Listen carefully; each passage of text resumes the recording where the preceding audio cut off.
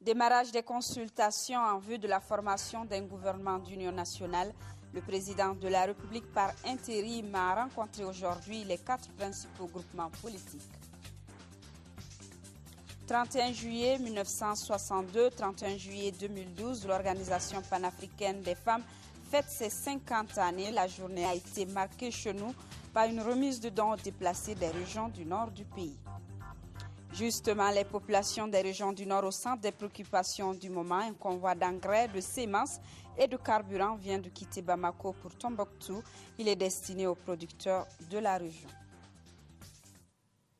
Bonsoir à tous et bienvenue à cette édition. Les consultations en vue de la formation d'un gouvernement d'union nationale ont débuté ce matin. Le président de la République par intérim a rencontré successivement les délégations de l'Alliance des démocrates patriotes pour la sortie de crise, de la convergence pour sauver le Mali, de la coordination des organisations patriotiques du Mali et du Front pour la République et la démocratie. Le reportage de Brahma Traoré.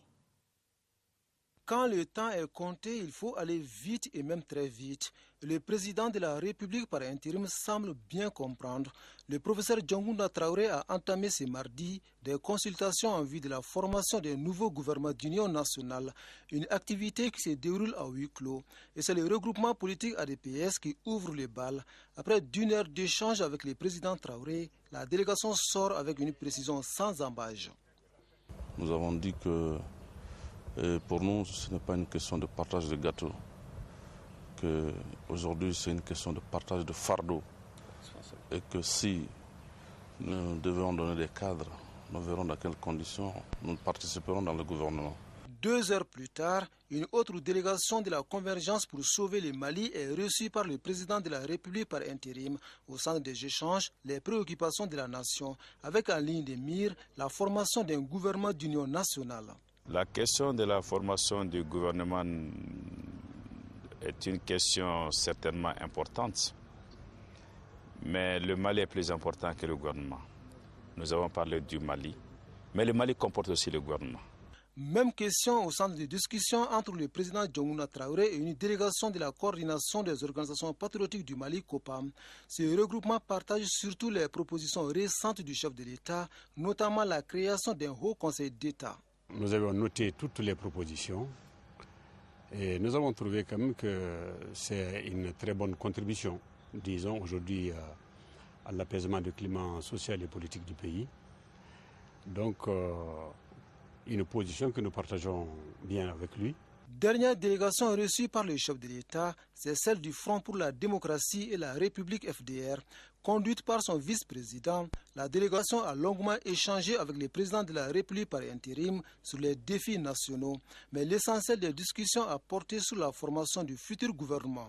Nous avons demandé un gouvernement d'union nationale. Donc, on ne peut pas demander ça et ne pas participer demain. Mais ce qui est sûr et certain, nous souhaiterons qu'il soit vraiment un gouvernement d'union nationale et qui soit ouvert à tout le monde et où des hommes et des femmes réellement engagés pour ce pays-là vont se retrouver soutenus par les organisations qui vont les désigner. 4 audiences, un dénominateur commun. Le Mali, les différentes délégations reçues par le président Djangounda Traoré conviennent de mettre le Mali au-dessus de tout et de faire preuve d'unité dans la diversité. Et ce communiqué du gouvernement, le gouvernement a pris avec indignation et stupeur la lapidation suivie de mort d'un couple à Aguelhok par des extrémistes qui occupent le nord du Mali.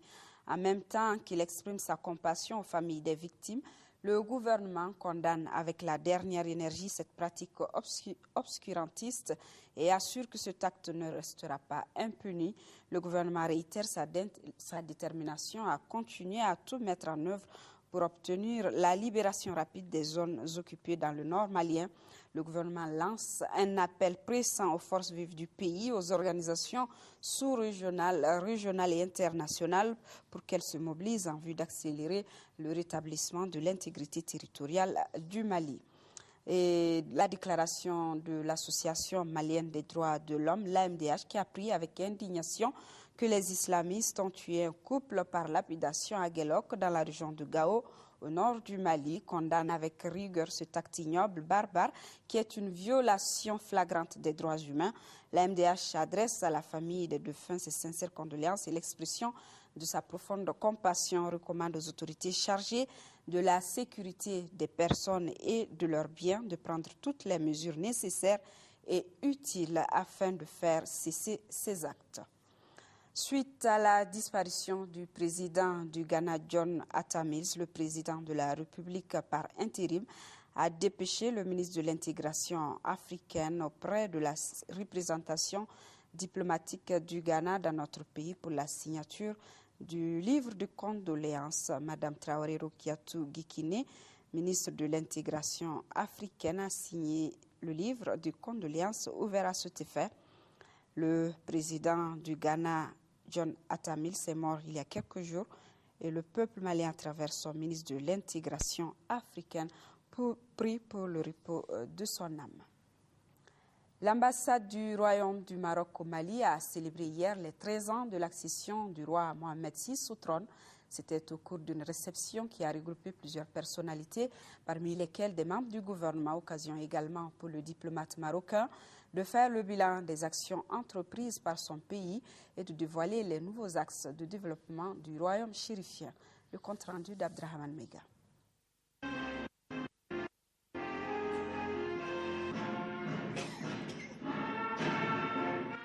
« 30 juillet 1999, 30 juillet 2012. Il y a de cela 13 ans que le roi Mohamed VI a été introduit au Maroc en qualité de roi. C'est pour commémorer le 13e anniversaire de son accession au trône que l'ambassadeur du Royaume du Maroc vient d'organiser la présente réception. Cette cérémonie, qui a regroupé d'importantes personnalités, des ambassadeurs des pays amis et certains membres du gouvernement malien, a permis à l'ambassadeur de tirer un bilan à mi-parcours des grandes réalisations entreprises par son pays pour se développer. La rencontre a également permis à la représentation diplomatique marocaine au Mali d'aborder certains grands chantiers du développement de son pays. Nonobstant les contraintes liées surtout à la dépendance énergétique, le Maroc, bénéficiant de sa stabilité et de son expérience de bonne gouvernance de ses ressources, est sur la voie du progrès et demeure ouvert à partager son expérience, notamment avec les pays du Sud, dans le cadre de la coopération Sud-Sud. Cette réception a également été l'occasion pour l'ambassadeur de faire le bilan de la coopération bilatérale entre nos deux États, mais aussi et surtout entre son pays et le reste du monde. Pour Hassan Nassiri, la coopération entre le Mali et le Maroc se porte bien et même très bien. Le Maroc, en tant que membre non permanent du Conseil de sécurité, ne ménage aucun effort pour aider au retour de la paix et de la stabilité dans cette partie chère de la sous-région voisine immédiate du Maghreb. Le Maroc continue d'appeler au retour à l'ordre constitutionnel et à la préservation de l'unité nationale et de l'intégrité territoriale du Mali. Pour la gestion de la crise que traverse notre pays, le Royaume du Maroc, selon son ambassadeur, apportera tout son appui et son assistance pour aider notre pays à recouvrer très rapidement son intégrité territoriale. Il a également promis que son pays continuera à apporter son soutien aux populations démunies. Cinquantenaire de l'Organisation panafricaine de la femme, paix et sécurité, un défi pour les femmes du Mali. C'est le thème national de la panafricaine. L'événement a été marqué ce matin par la remise de 5 tonnes de riz et des centaines de kits aux déplacés du nord du Mali. Ramata Konaté a suivi l'événement. L'heure était à l'émotion et à la tristesse en Commune 5 lors de la célébration de la journée panafricaine de la femme, placée cette année sous le thème national cinquantenaire de l'OPF, paix et sécurité, un défi pour les femmes du Mali. Situation sécuritaire du pays oblige. Sur la question, une lycéenne de la région de Tombouctou témoigne. Le 1er avril 2012 a été pour nous à Tombouctou une journée triste où tout le monde pensait que c'était la fin du monde. Nous entendons des coups de fusil de toutes sortes. Ma ville que j'aime tant, où il faisait bon à vivre, se retrouvait du coup sans justice, sans sécurité, sans administration. Même avoir le temps d'amener nos bagages essentiels. À l'endroit de ces populations, Le gouvernement et ses partenaires expriment leur solidarité.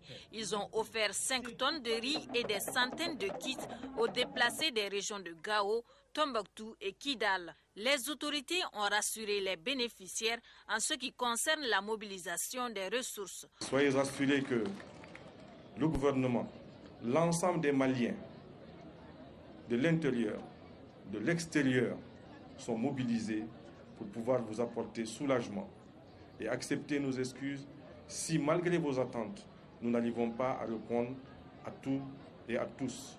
Mais nous essayons en tout cas et nous resterons mobilisés pour vous accompagner. La journée panafricaine de la femme a également servi de cadre pour insister sur le rôle des femmes dans la résolution de la crise du Nord. Tout en jouant nos rôles régaliens au sein de la famille, de la communauté et dans le pays en matière de conciliation entre les cœurs, nous voudrions relever le défi pour restaurer la paix et la sécurité de notre pays. Oui, nous avons besoin de paix et de sécurité. Le même souhait est exprimé par la représentante des enfants déplacés du Nord qui s'adresse à l'opinion nationale et internationale. Nous interpellons l'opinion nationale et internationale pour que l'on prenne notre situation en priorité, car nous avons droit à la vie, à la sécurité, à l'éducation, j'en passe. Aidez-nous s'il vous plaît à retourner chez nous dans un bref délai, de vivre en paix, en sécurité. Est-ce vraiment demander de trop? Certainement pas, car sans paix, il n'y a pas de véritable développement. Une pensée profonde à toutes nos femmes du nord du Mali. L'élan de solidarité du gouvernement continue à l'intention des personnes déplacées du nord, lancé hier à Bamako par le ministre de l'Action humanitaire, de la solidarité et des personnes âgées. L'opération Ramadan l'a été aussi dans les régions de Kaïkoudikoro, Ségou et Sikasso. Dans ces différentes régions, les personnes déplacées du nord du pays ont reçu de quantités importantes de vivres et de moustiquaires. Timogo Sagara. Les personnes déplacées du nord vivant dans la région de Kayo ont reçu 15 tonnes de riz, 5 tonnes de sucre et 50 moustiquaires. L'œuvre est du ministère de l'Action humanitaire, de la solidarité et des personnes âgées. L'action entre dans le cadre de l'opération Ramadan lancée dans la région en présence des autorités administratives de la région. La région de Koulikoro a également abrité le lancement de l'opération Ramadan, opération qui vise à se déplacer ou rester sur place dans les régions occupées du nord de notre pays. Dans la capitale du Méguétan, l'opération a regroupé les responsables du département de l'action humanitaire, les autorités administratives, mais aussi les leaders religieux et les bénéficiaires. Les 8000 déplacés du Nord vivant à Sikasso dans le cadre de l'opération Ramadan ont bénéficié de 15 tonnes de riz, 7 tonnes de sucre et 100 moustiquaires imprégnés. Par cette donation, le gouvernement du Mali vise à minimiser les charges alimentaires des déplacés pendant ce mois de Ramadan. La cérémonie de lancement de l'opération s'est déroulée au gouvernorat de la 3e région. C'était en présence, entre autres, du Coren régional, les élus de la région et les bénéficiaires. La solidarité gouvernementale s'est manifestée aussi dans la région de Ségou où les déplacés du Nord vivant dans la capitale des Balanzans ont reçu des vivres et des moustiquaires. Bonne nouvelle, si on peut le qualifier de bonne pour les agriculteurs de la région de Tombouctou. Un convoi de 300 tonnes d'engrais et 40 tonnes de semences de riz et 1000 litres de gasoil pour les pompes d'irrigation a quitté ce matin Bamako pour la région. C'est un projet d'assistance aux populations et producteurs de Tombouctou initié par le Fonds de solidarité nationale et la Croix-Rouge malienne avec l'appui financier du Royaume des Pays-Bas. Le reportage de Alpha Maïga. 3 camions contenant 300 tonnes d'engrais, 41 tonnes de semences de riz, 1000 litres de gasoil pour les pompes d'irrigation, à côté plus de 50 tonnes de vivres. Le convoi quitte ainsi Bamako pour Tombouctou. La quantité de dons s'inscrit dans le cadre du projet d'assistance aux populations et producteurs de riz de Tombouctou. Le projet a été conçu par la Croix-Rouge malienne et le Fonds de solidarité nationale. Nous vous assurons que la Croix-Rouge malienne acheminera à bonne destination l'ensemble des dons. Notre satisfaction dans cette opération sera le soulagement des producteurs agricoles de Tombouctou. Notre raison d'être, c'est de pouvoir aider, c'est de pouvoir apporter la solidarité et l'entraide dans le pays. Redynamiser une localité qui est une zone risicole. D'autres localités comme Niafenke, Diré ou autres nous sollicitent. Nous ne ménagerons aucun effort, comme on le dit, pour démarcher les autres partenaires pour pouvoir satisfaire ces besoins. Financé par le Royaume des Pays-Bas pour un coût de 230 millions de francs CFA, un projet qui va fixer les populations, augmenter les revenus, bref, relancer l'économie de la zone risicole. L'inaction n'est pas une option et j'y crois. Je pense qu'il faut aider ceux qui cèdent, il faut être solidaire avec le Mali dans des situations difficiles. Ce qui nous donne vraiment l'espoir et ce qui nous donne la garantie que ces semences vont arriver à bon port. Nous avons déjà travaillé avec l'ensemble des périmètres de Korémé, de Daï et de Amadia auxquels ces produits sont destinés. Et déjà, un premier travail a été fait sur les périmètres. Les producteurs sont bien organisés. Nous avons déjà commencé le travail et ils sont attendus. 12 000 personnes déplacées des régions du Nord bénéficient désormais d'un appui de l'Agence d'aide, de coopération technique et de développement, le projet qui couvre les communes 5 et 1 du district de Bamako et la commune rurale de Kalabankoro vient d'être lancé à la mairie de la commune 5. Il concerne les ménages déplacés par le conflit au nord du Mali et les familles d'accueil à Bamako. Ces ménages bénéficient d'une ration alimentaire composée de 5 gammes de produits, soit 18 kg par personne et par mois. Le projet est appuyé par le Programme alimentaire mondial PAM pour une durée de 7 mois. Agali Agabissa. 3 communes sont concernées par cet appui de l'Agence d'aide, de coopération technique et de développement ACTED. Un appui qui consiste à apporter une assistance alimentaire aux ménages déplacés par le conflit au nord du Mali et les familles hautes dans les communes 5 et 1 du district de Bamako et la commune rurale de Kalabankoro. Les familles bénéficient d'une gamme de produits alimentaires selon la taille du ménage et la vulnérabilité de leurs membres. L'objectif est de fournir 7 mois de rations alimentaires standard du PAM à 12 000 personnes jusqu'en décembre 2012. Au total, plus de 1300 tonnes de nourriture seront fournies aux bénéficiaires de ces distributions. Nous avons des céréales que nous donnons aux familles, du CSB, du gingembre pour les enfants, et du sel et de l'huile. Et nous avons donné 18 kilos pour chaque personne dans la famille. Cette initiative va sans nul doute contribuer au bien-être des bénéficiaires du projet qui dure 7 mois. La précarité subite dans laquelle se sont retrouvés résulte de l'occupation des régions du Nord. Alors, qu'est-ce que nous souhaitons? Vivement la libération pour un retour à une vie normale. Et c'est les vœux de tous les Maliens, car rien ne vaut l'autonomie et nul ne peut être roi hors de chez soi. La chaîne d'approvisionnement du Mali en riz exonéré ne sera pas rompue. Le gouvernement vient de proroger les mesures d'exonération sur le riz importé jusqu'au 20 août à minuit. La nouvelle mesure autorise les commerçants à importer le riz sans limite jusqu'au 20 août prochain. Pour d'amples informations, écoutons Hamadoun Touré, le ministre du Commerce, des Mines et de l'Industrie. Il est au micro de Boubacar Sissoko. À la date d'aujourd'hui, nous avons atteint déjà les 120 000 tonnes qui avaient été autorisées par le gouvernement dans le cadre de l'opération spéciale d'exonération en ce qui concerne le riz. Or, nous ne sommes pas encore le 8 août, parce que l'une des deux conditions, c'était soit les 120 000 tonnes, soit la date du 8 août au plus tard. Et avant le 8 août, nous avons atteint les 120 000 tonnes, mais nous avons remarqué également au niveau du gouvernement que la sécurité en termes d'approvisionnement ne nous permet pas de dépasser aujourd'hui 14 jours en termes de capacité d'approvisionnement, en termes de disponibilité de stock au niveau du pays. Donc pour anticiper toute difficulté dans la rupture d'approvisionnement qui entraînerait une augmentation non souhaitée des prix, eh bien, le gouvernement, après réflexion, malgré les sacrifices que cela entraîne, le gouvernement a décidé pour accompagner cette période de Ramadan, effectivement, de proroger la mesure jusqu'au 20 août à minuit pour tous les importateurs. Il n'y a plus de limitation de quantité parce que nous entendons que les prix restent à leur niveau actuel, voire même diminuer.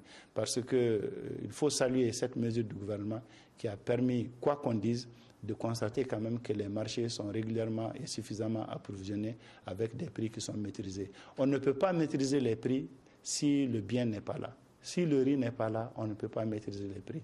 Donc pour anticiper sur toute difficulté en termes d'approvisionnement, pour encourager nos opérateurs maliens à continuer le sacrifice qu'ils font en important massivement le riz, je rappelle encore les deux qualités essentielles qui bénéficient de l'opération, 25% de brisure et 100% de brisure non parfumée. Pour accompagner justement ce mouvement et les opérateurs économiques, le gouvernement a accepté de continuer à consentir un effort, parce que c'est un manque à gagner pour le Trésor public, et cela, on le salue à sa juste valeur. Cet effort fait par le Trésor public malien, à travers le ministère des Finances, est à apprécier et à considérer comme un challenge pour les opérateurs économiques. Nous savons qu'il y a au moins 72 000 tonnes de riz aujourd'hui sur les ports d'Abidjan et de Dakar. Donc ces 72 000 tonnes de riz, nous souhaitons vraiment qu'il y ait une accélération de leur importation au Mali pour continuer à stabiliser les marchés. Si nous arrivons à canaliser, à contrôler le secteur du riz, aujourd'hui nous avons la paix sociale. La paix sociale n'a pas de prix. Elle n'a pas de prix. Elle a un coût. Et ce coût-là, le gouvernement a accepté de l'assumer. Donc, encore une fois, nous lançons un appel à la population pour garder son calme. Les opérations d'importation continuent. Il y a 5 000 tonnes de riz sous douane aujourd'hui qui vont être débloquées. Depuis pratiquement vendredi, ça va être débloqué. Et nous appelons ceux qui n'ont pas encore fait la démarche de charger leur riz à partir des ports d'Abidjan et Dakar. Voilà le gouvernement qui vient donc de proroger les mesures d'exonération sur le riz importé jusqu'au 20 août prochain à minuit. Le Centre malien pour le dialogue interparti veut impliquer davantage les femmes et les jeunes des partis politiques des régions du Nord dans les prises de décision pour les prochaines échéances électorales. Il a organisé à cet effet une journée d'échange qui s'inscrit dans le cadre du projet renforcement du positionnement politique des femmes des régions du Nord. Mohamed Diarra, compte rendu. En cette période de crise, quoi de plus normal que d'occuper les femmes et jeunes des partis politiques déplacés des régions occupées à Bamako. C'est l'approche en tout cas adoptée par le CMDID, le Centre malien pour le dialogue interparti et la démocratie. Plus d'une trentaine de personnes bénéficient des avantages du projet intitulé « Renforcement du positionnement politique des femmes dans les 3 régions du Nord ». Les échanges seront surtout axés sur la gestion de la crise sécuritaire au Nord. Le but est de favoriser l'émergence des bénéficiaires sur l'échiquier politique. Une façon de concilier le binôme femmes et gouvernance locale. Il y avait 2 approches dans ces 2 premières phases-là. Il y avait une approche coaching et une approche accompagnement des partis politiques.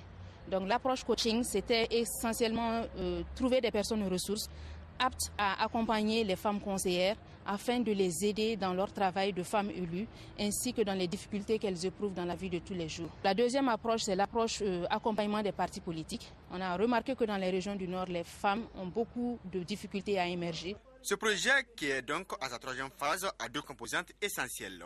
Il est délocalisé à Bamako à cause de la situation au Nord. Il y a un appui qui va concerner uniquement les femmes et les jeunes leaders militants de partis politiques qui sont déplacés à Bamako et qui viennent des régions de Tombouctou, Kidal et Gao.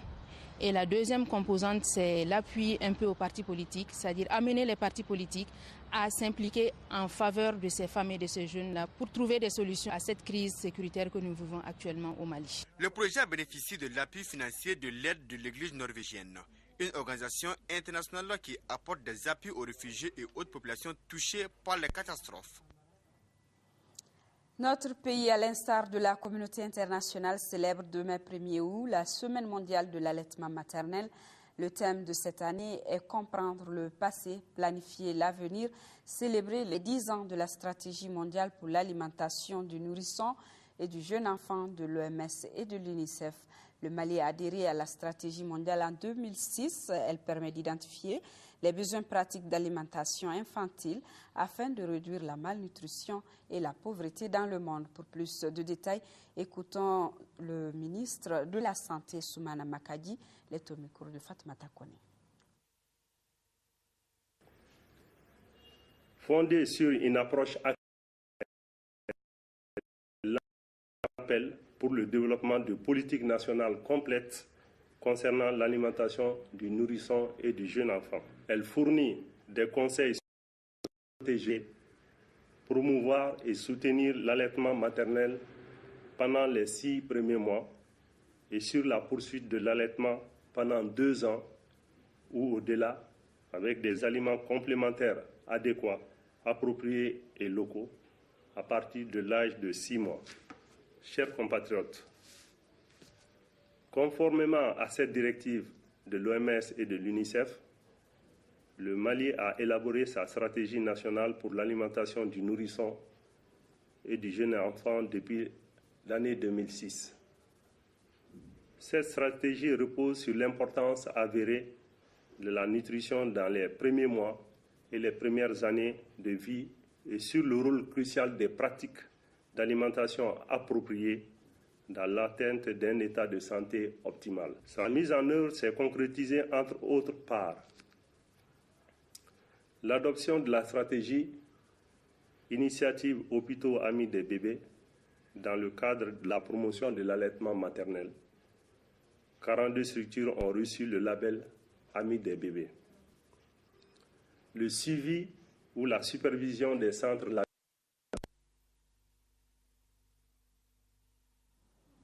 Le secrétaire général de la Confédération syndicale internationale basée à Lomé a rencontré ici à Bamako le secrétaire général de l'Union nationale des travailleurs du Mali. Il est venu témoigner de la solidarité de la Confédération envers l'UNTM et constater les difficultés que rencontre la centrale syndicale du Mali. Voilà donc le secrétaire général de la Confédération syndicale internationale basée à Lomé qui a rencontré le secrétaire général de l'Union nationale des travailleurs du Mali.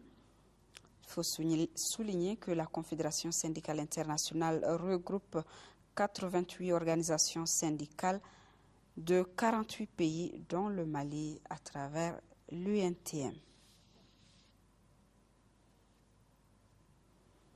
Et ce communiqué, le président du Conseil économique, social et culturel porte à la connaissance des membres et des membres associés que la 6e session ordinaire de la 4e mandature du Conseil économique, social et culturel se tiendra à Bamako au siège de l'institution à Koulouba du 2 au 16 août 2012. Cette session portera sur le thème économie verte, opportunités de création de richesses et de promotion d'emplois.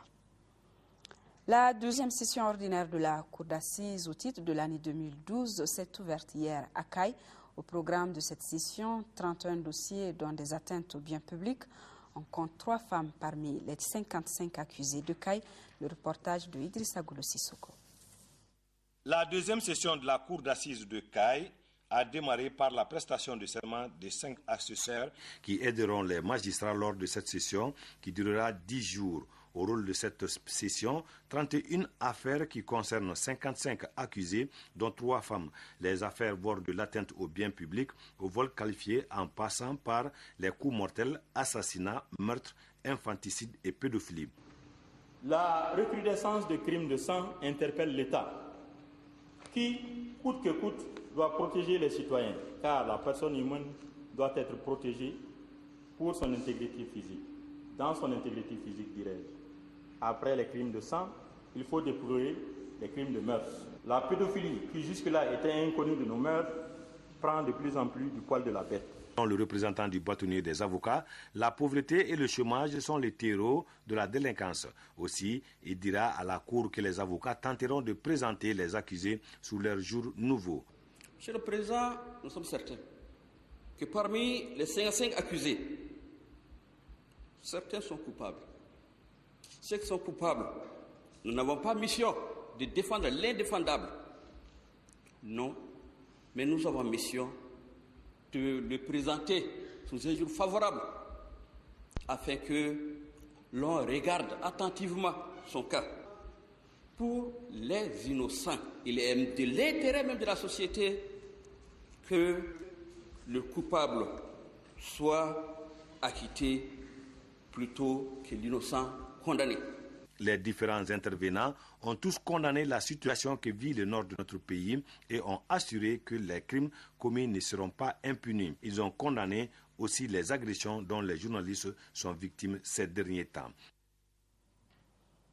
Après Tombouctou, Ségou, préoccupé par la conservation de ces 15 000 manuscrits datant de plus de 400 ans, ces œuvres de la Fondation Cheikh Mohamed Agibou Sosso sont exposées dans une bibliothèque qui ne garantit pas leur sécurité.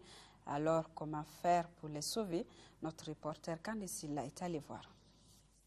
Site au quartier Somono de Ségou, la bibliothèque Cheikh Mohamed Agibou Sosso possède en son sein 15 000 à 20 000 œuvres. Des manuscrits datant de 400 à 500 ans, traitant des sujets relatifs à la connaissance islamique, mais aussi des sujets d'ordre général comme la médecine et les mathématiques. Pour les héritiers de la famille Sosso, il s'agit à travers cette bibliothèque de mettre à la disposition du grand public des connaissances acquises à travers 4 générations.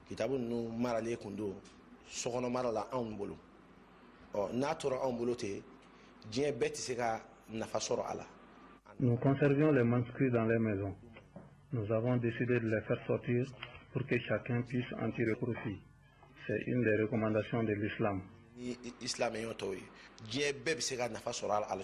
Même si la volonté des héritiers de cet érudit est de faire de l'espace un lieu de connaissance et de rencontre, la bibliothèque demeure confrontée à plusieurs défis majeurs, dont pas de moindre la conservation des manuscrits. Nous avons des problèmes de catalogage, nous avons des problèmes de traduction, nous avons des problèmes de classement, nous avons des problèmes de mettre ces manuscrits sur un fichier informatique, parce que la bibliothèque est là où elle est aujourd'hui ne génère pas de ressources. C'est pour cela que nous sommes en train de chercher des partenaires qui veulent bien nous aider à faire ce travail qui va au profit du monde entier. Des cantines à des armoires, le chemin de la conservation est tout de même amorcé. Cérémonie de remise de diplôme à des servants d'armes blindées au camp Sundiata Keita de Kati. La formation qui prend ainsi fin avait pour objectif l'acquisition de savoir-faire technique et tactique dans le cadre de la conduite des chars et des tirs d'armes de différents calibres. Le colonel Émile Nyantigui Dambélé, représentant le chef d'état-major de l'armée de terre, a exhorté les récipiendaires à plus d'abnégation et d'assiduité. Voilà donc la cérémonie de remise de diplôme à des servants d'armes blindées au camp Sundiata Keita de Kati.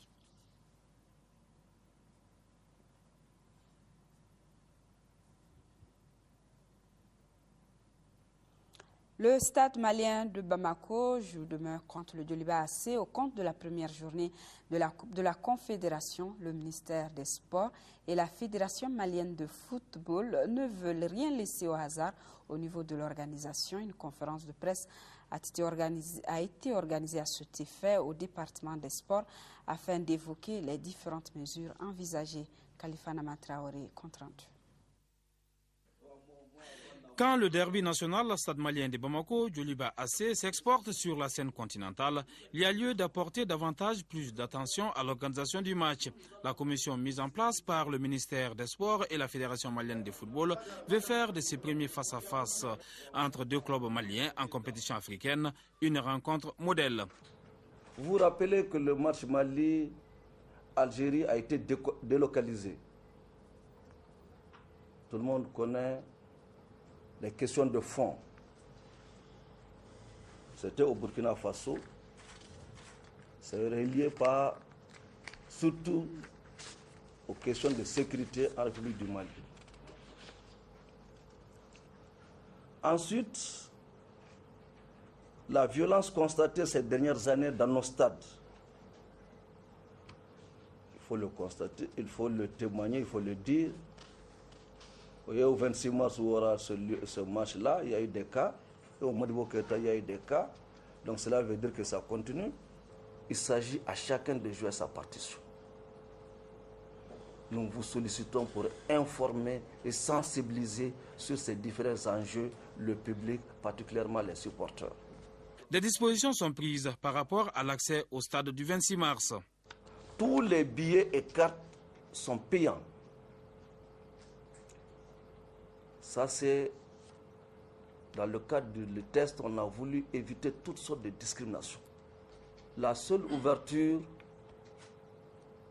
c'est pour vous. les journalistes, je dis bien les journalistes, mais détenteurs de cartes de presse. On a discriminé relativement aux anciens internationaux de football, eux également munis de leurs cartes, et les arbitres internationaux. Voilà les 3 exceptions à la règle. Les porteurs d'uniforme en tenue pourront accéder au stade. Plus de 400 éléments des forces de sécurité seront déployés au niveau des différents points de vente des billets, aux alentours et dans le stade pour éviter tout débordement. Les 2 clubs concernés sont invités à sensibiliser leurs supporters afin de véhiculer une bonne image du Mali en vue des prochaines échéances sportives prévues à domicile. Toutes nos excuses pour les quelques problèmes rencontrés au cours de cette édition qui s'achève d'ailleurs. Retrouvez demain dans la journée Sira Bachili. Je vous retrouve s'il plaît à Dieu pour les éditions du soir. D'ici là, soyons de cœur avec nos compatriotes des régions du Nord vivant sous occupation. Ne les oublions surtout pas dans nos actions et prières. Excellente nuit à tous.